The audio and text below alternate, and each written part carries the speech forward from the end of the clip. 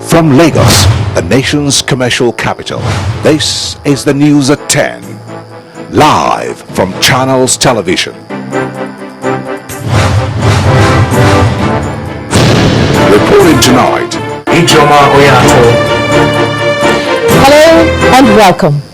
All Progressives Congress storms INEC headquarters in Abuja to protest alleged malpractices in Anambra elections. And China sends warplanes to newly declared air defense zone in East China.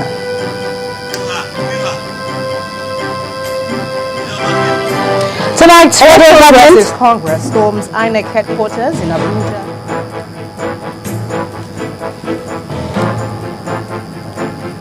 Warplanes to newly declared air defense zone in East China.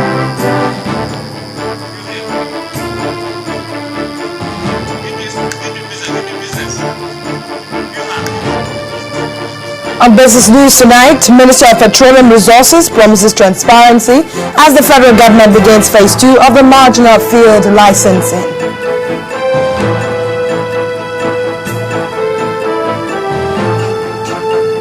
And tonight on Sports News, despite sealing World Cup qualification and an impressive draw with former world champions Italy, Nigeria drops further in the latest FIFA rankings.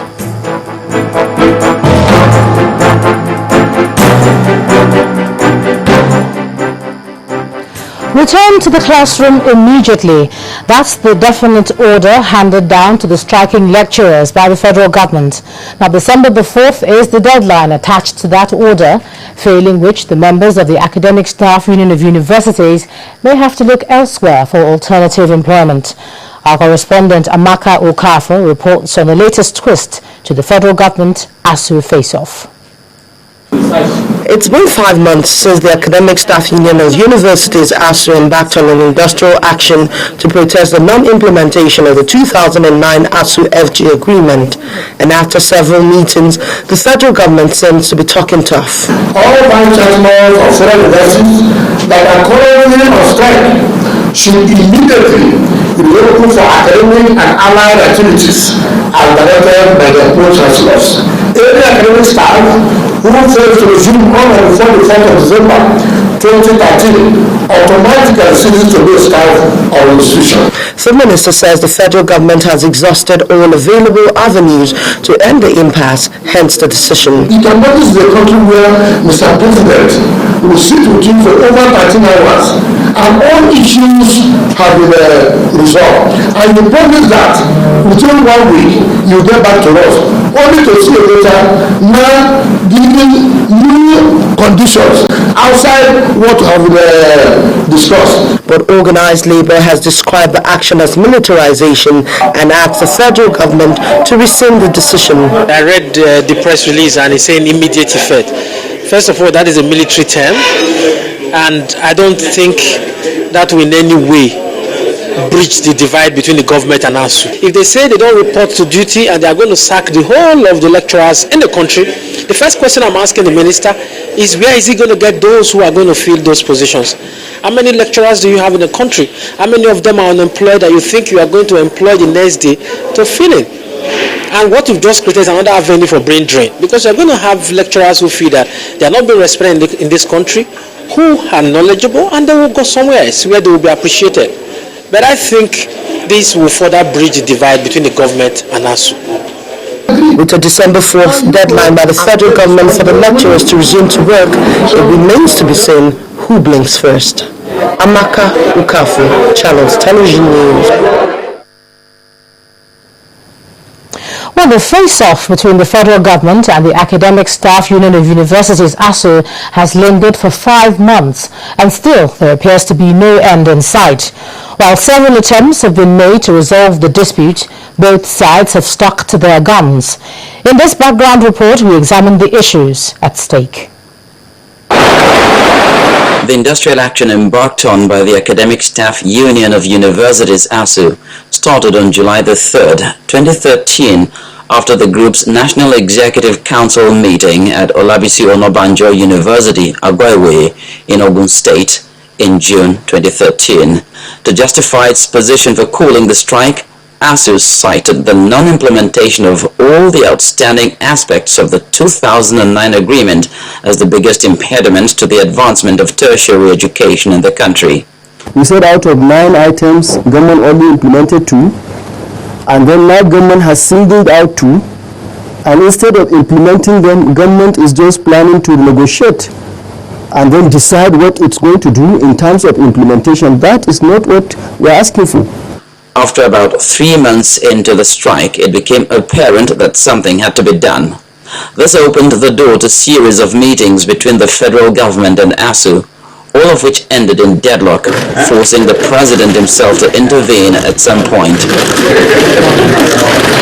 With that also not yielding the desired result, the Sultan of Sokoto as well as the National Assembly leadership intervened to end the industrial action, all to no avail. National interest is at stake. Our students have been out of classrooms, and that is not in the best interest of anybody. We are not happy about it. We are not happy. The parents are not happy. The government is not happy. So if something is going on and nobody is happy about it, then it's only proper that we have it resolved as quickly as possible. Please, we need our students back to their respective schools.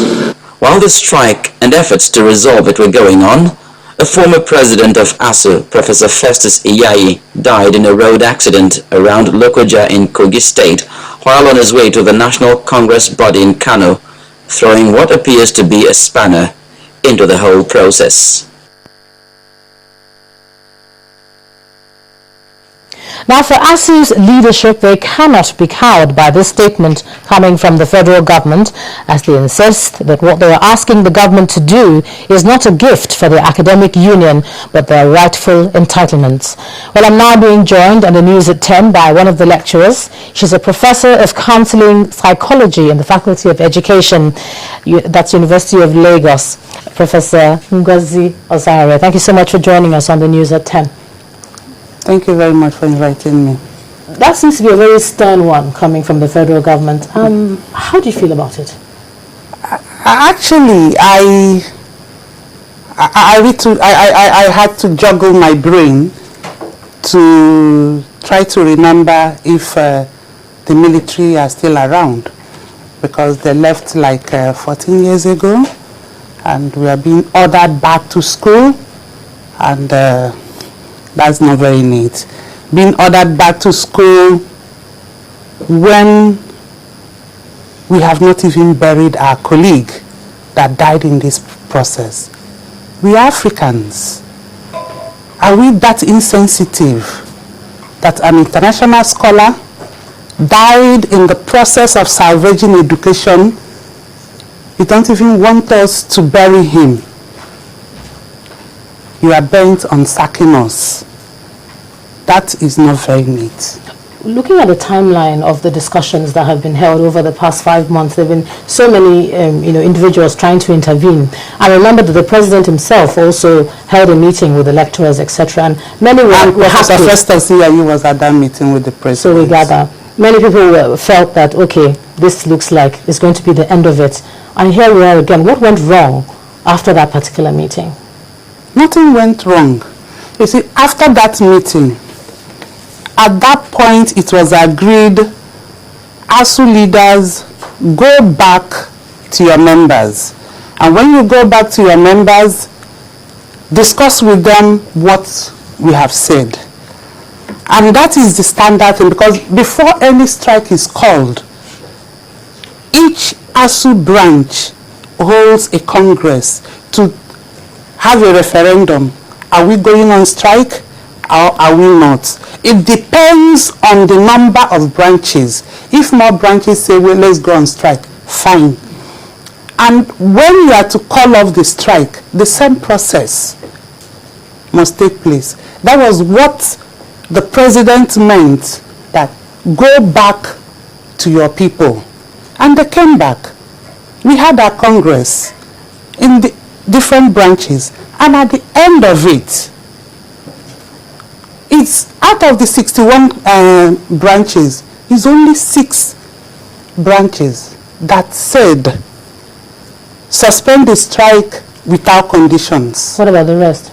The rest say suspend the strike with certain conditions on the basis of the discussions and agreements reached with the president. So is that where we stand now? What are those conditions that they're looking for now?